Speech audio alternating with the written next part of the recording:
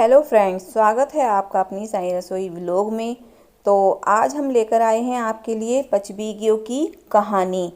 तो पचबीगी किसे कहते हैं? सबसे पहले ये एकादशी से लेके पूर्णिमा तक जो 5 दिन होते हैं उन्हें हम पचबीगी कहते हैं, मतलब भीष्म पंचक भी कहते हैं।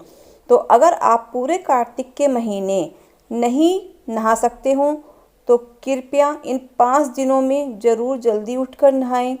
एकादशी से पूर्णिमा तक तो आपको पूरे महीने का फल प्राप्त होगा। और इन 5 दिनों में ये कहानी ज़रूर सुने। तो चलिए कहानी शुरू करते हैं। एक ब्राह्मण की लड़की पचबीगु नहाया करती थी। गंगा जी जाती कहती, हे गंगा जमुना 68 तीरथ थारी पैड़ी पग धरूं, मेरा सत राखे। भगवान नहा धो के 5 कहानी कही, 5 भजन कहे, एक सुबह टाँक आई। माला मोचड़ी भूल गई। राजा का लड़का शिकार खेलने आया। उसने माला मोचड़ी देखी तो कहने लगी, माला मोचड़ी अगर इतनी सुंदर है तो जिसकी ये है वो कितनी सुंदर होगी। उसने पहरेदार बिठा दिए उस लड़की को पकड़ने के लिए। सारी रात जागा, सवेरे 5 बजते ही आंख लग गई। लड़की आई, बोली, हे गंगा जमुना भजन कहे, और बोली, सूना सूना सोवता तेरे गल उछालू, देवर साख भरियो। देवर भी कहीं साख भरा करें, तेरे गल उछालू, हीरा साख भरियो। वीरा अब भरूंगा, कह दियो पापी हथियारे से, मेरे 2 पचबीगु हो गए हैं, मेरी माला मोचड़ी दे देगा। चली गई। आया, बोला, आज भी चली गई? कैसी थी? आवा की सी बिजली, होली की सी झल, सड़ झूला करती चली गई। आज भी पहरा दूंगा। सारी रात जागा, 4 बजते ही आंख लग गई। लड़की बोली, हे गंगा जमुना भजन कहे, बोली, सुवा सुवा सोवता तेरे गल उछालूं, हीरा तू साख भरियो। वीरा हाँ भरूंगा, कह दियो पापी हथियारे से, मेरे 3 पचबीगु हो गए हैं, मेरी माला मोचड़ी दे देगा। उसकी आंख खुली तो देखा नहा धोकर चली गई। बोला, आज मैं आंख में मिर्च भर के सोऊंगा। सारी रात तो हाय हाय करते करी और 4 बजते ही फिर से आंख लग गई।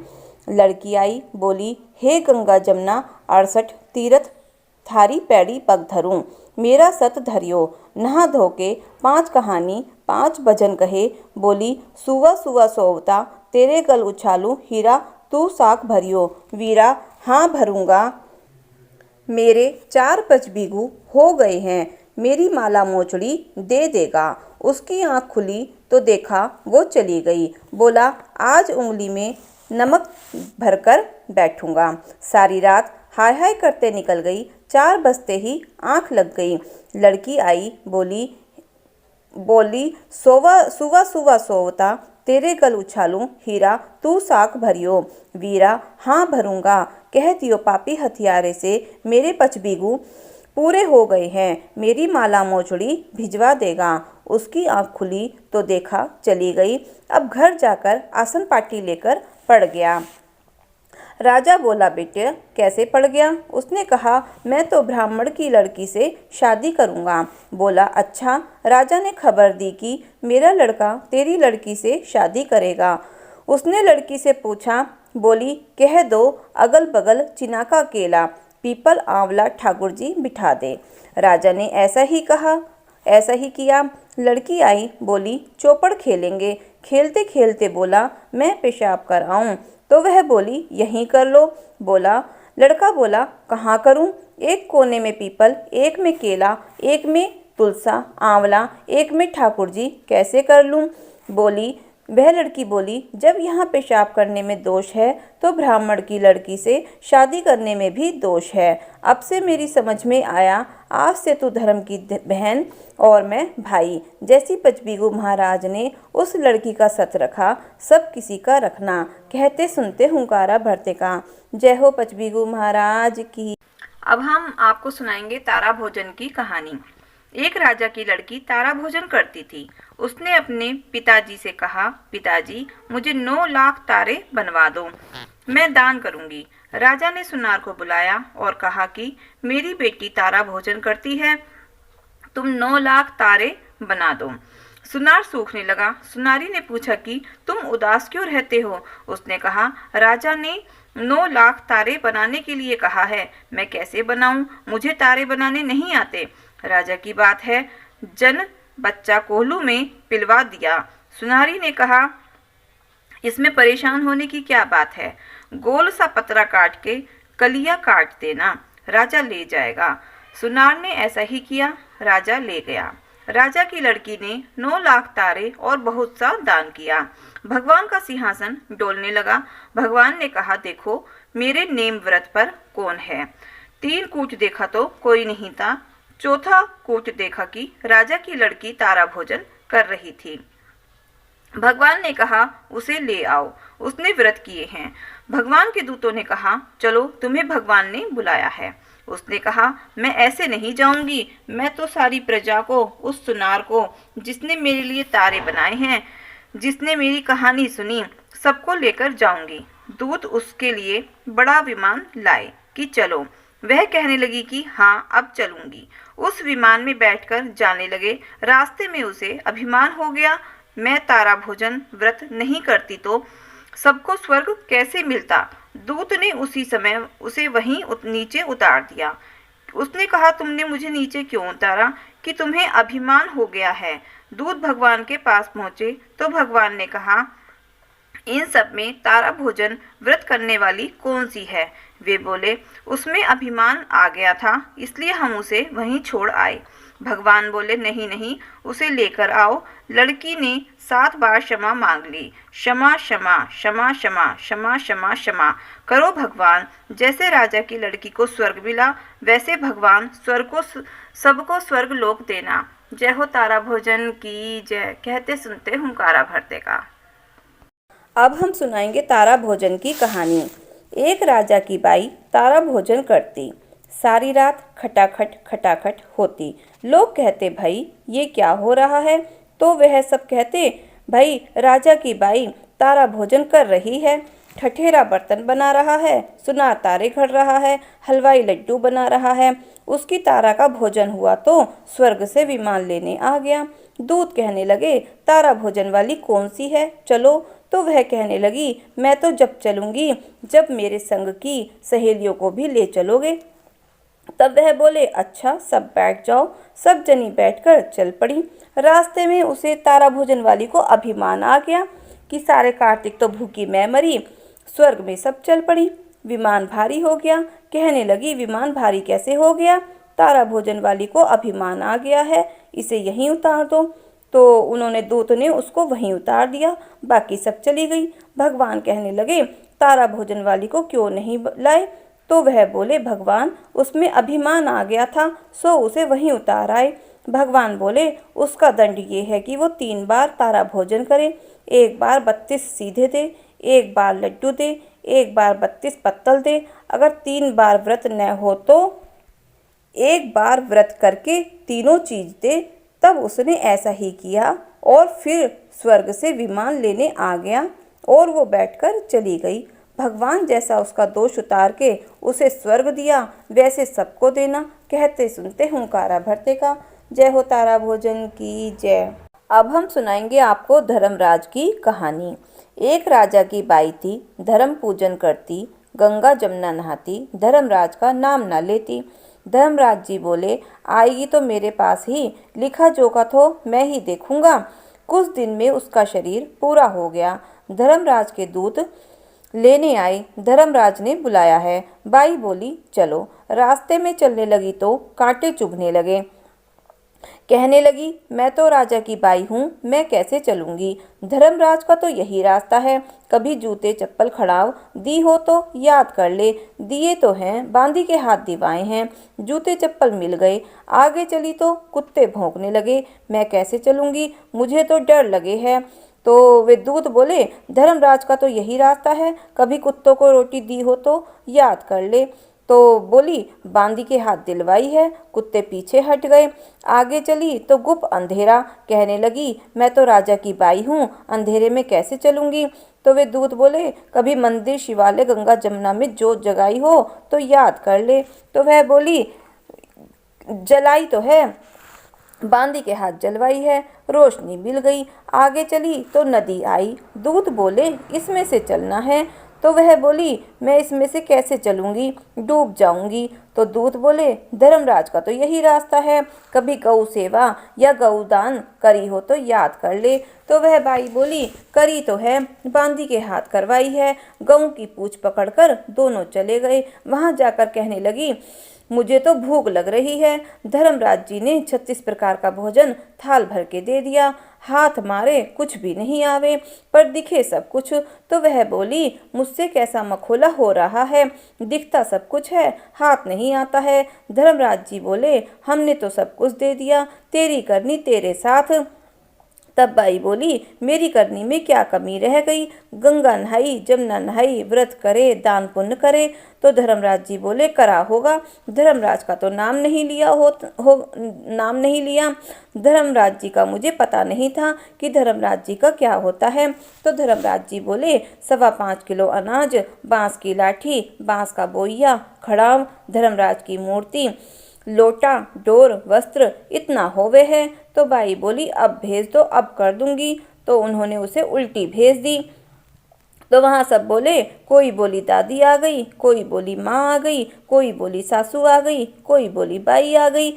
तो वह बोली ना मैं किसी की दादी, ना मैं किसी की माँ, ना मैं किसी की सासू, ना मैं किसी की बाई, मैं तो धर्मराज का करने आई हूँ। तो बेटे ने कहा माँ धर्मराज का क्या करोगी। तो माँ ने कहा 5.25 किलो अनाज, बांस की लाठी, बांस का बोइया, खड़ाव, धर्मराज की मूर्ति, लोटा, डोर, वस्त्र। तो बेटे ने सब कुछ लाकर दे दिया।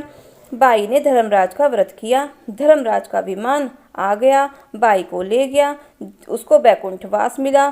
तो जैसा उसको बैकुंठवास मिला सब किसी को मिलना। कहते सुनते हुंकारा भरते का। जय हो धर्मराज जी की जय। अब हम आपको सुनाएंगे जो सबसे मेन है, जो भीष्म पंचक में कही जाती है। तो हम क्या करेंगे, सबसे पहले हम हाथ में लेंगे, मतलब बारीक बारीक अपना काट कर रख लेंगे एक कटोरी में। तो उसमें क्या लेंगे हम, शकरकंदी, सकरी मतलब सिंगाड़ा, और धनिया, और तिल, काले तिल, और थोड़ा सा उसमें बूरा, सब चीज़ मिलाकर हम उसे हाथ में लेकर जब ये कहानी कहेंगे, क्योंकि हम कोई भी कथा कहते हैं ना तो हम हाथ में अक्षत या फूल वगैरह जैसे लेते हैं, अक्षत और फूल ही लेते हैं। तो इस कहानी में हम हाथ में ये 5 चीज़ें लेंगे और ये कहानी कहेंगे।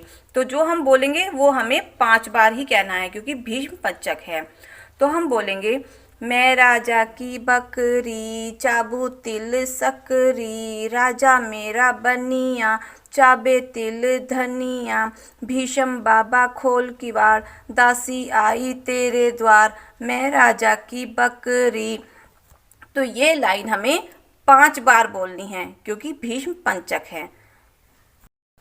तो अब हम सुनाएंगे आपको चुटक बिनार भगवान की कहानी, क्योंकि अगर कोई भी कहानी कहो तो हमें अंत में चुटक बिनार भगवान की कहानी जरूर कहनी चाहिए और जरूर सुननी चाहिए। तो चलिए शुरू करते हैं। एक बुढ़िया माई थी, वह अंधी थी। तो उसका छोटा सा परिवार था। उसका जो पति था वो बहुत बीमार रहता था। बेटा था, बहू थी, लेकिन कोई पोता नहीं था। तो वो गणेश भगवान की बहुत पूजा पाठ करती थी। तो एक दिन गणेश भगवान जी ने प्रसन्न होकर बुढ़िया माई को दर्शन दिए और कहने लगे, बुढ़िया माई मैं तुम्हारी पूजा पाठ से बहुत प्रसन्न हूँ, तुम वरदान मांगो। तो बुढ़िया माई कहने लगी कि क्या मांगू। तो उसने भगवान से कहा, प्रभु अभी तो ऐसे मेरी समझ में आ नहीं रहा और मैं कल को बताऊंगी आपको। तो वो बुढ़िया माई अंधी थी। तो चलो ठीक है, गणेश भगवान कहने लगे ठीक है मैं कल फिर आऊँगा। अगले दिन सुबह हुई जब, तो अगले दिन उसने अपनी बेटे से पूछा कि इस तरह गणेश भगवान ने मुझे सपने में दर्शन दिए हैं और वो मेरी पूजा से बहुत प्रसन्न हैं। उन्होंने मुझे वरदान मांगने को कहा कि क्या मांगूं। तो बेटे ने खुश होकर कहा कि माँ धन मांग लो, धन से हमारा सब कुछ काम अच्छे से हो जाएगा। उसने कहा ठीक है। बुढ़िया माई उदास हो गई। तो उसने अपनी बहू से पूछा कि इस तरह गणेश भगवान ने मुझे सपने में दर्शन दिए हैं और वरदान मांगने को कहा है कि क्या मांगूं। तो बहू ने कहा पोता मांग लो। अब बुढ़िया माँ ने कहा ठीक है। वो फिर उदास हो गई। तो तो उसने सोचा कि चलो अपने पति से भी पूछ लेती हूँ। उसका पति तो बहुत बीमार था, तो उससे भी यही बात पूछी कि इस तरह गणेश भगवान ने मुझे सपने में दर्शन दिए हैं और कहा है कि एक वरदान मांग लो, क्या मांगूं। तो उसने कहा मेरा स्वास्थ्य बहुत खराब रहता है और तुम ऐसा करो मेरा स्वास्थ्य ही मांग लो कि मैं बिल्कुल ठीक ठाक हो जाऊं, अच्छा भला। बुढ़िया माई ने कहा चलो ठीक है। अब वो सोचने लगी बुढ़िया माई कि सबको अपनी अपनी पड़ी है, मुझ अंधी को किसी की भी नहीं पड़ी कि हाँ कि मैं अपनी आंखें ही मांग लूं। तो बुढ़िया माई के मन में आया कि चलो एक बार मैं पड़ोसन से भी पूछ लेती हूँ। तो पड़ोसन से पूछा, पड़ोसन ने कहा कि माँ ऐसी चीज़ मांग जो तुझे सब कुछ मिल जावे। तो बुढ़िया माई कहने लगी ठीक है। अब लेकिन बुढ़िया माई की समझ में ना आवे कि क्या करूँ, तो बाहर बैठ गई उदास होकर। तभी अपना आँख लग गई। शंकर पार्वती जी सपने में आए, कहने लगे बुढ़िया माई क्या बात है, क्यों उदास होकर बैठी है। तो सपने में ही बुढ़िया माई बोली शंकर जी से, पार्वती जी से कि इस तरह गणेश भगवान ने मुझे सपने में दर्शन दिए हैं और वरदान मांगने को कहा है। अब समझ में नहीं आ रहा क्या मांगूं। बेटे से पूछा धन कह दिया बेटे ने, बहू से पूछा बहू ने कहा पोता मांग लो, पति से पूछा पति ने कहा स्वास्थ्य मांग लो, और मैं अंधी हूँ, मेरी किसी को नहीं चिंता है। तो शंकर जी कहने लगे कि जैसा हम कहें तुम वैसा मांगना तो तुम्हें सब कुछ मिल जाएगा। तो बुढ़िया माई कहने लगी कि ठीक है प्रभु। तो शंकर जी ने कहा कि तुम गणेश भगवान से कहना कि मैं सोने के कटोरे में दूध पीता हुआ पोता और अपने दादाजी की गोद में खेलता हुआ देखूं। तो बुढ़िया माई कहने लगी ठीक है। जब उस सपने में फिर दोबारा जैसे गणेश भगवान आए, उन्होंने कहा बुढ़िया माई सोच लिया कि हाँ प्रभु सोच लिया, पर आप पहले मुझे वचन दो, अपने वचन से फिरोगे तो नहीं।